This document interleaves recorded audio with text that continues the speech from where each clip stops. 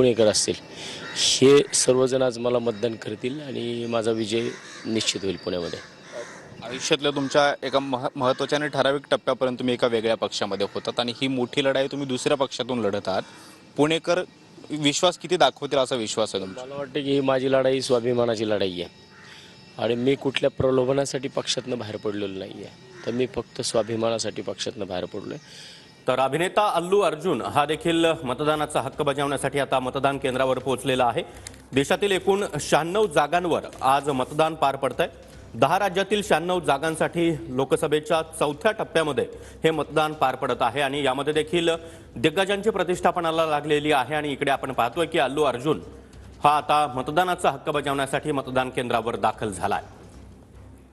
या टप्प्यामध्ये अखिलेश यादव, गिरिराज सिंह, तृणमूल काँग्रेसच्या महुआ मोइत्रा यांची देखील प्रतिष्ठापनाला लागली आहे. निवडणूक पुण्याची थांबली. तुम्ही आता मनसेमध्ये नाही आहात, मात्र तरी सुद्धा हा प्रश्न विचारावा असं वाटतोय.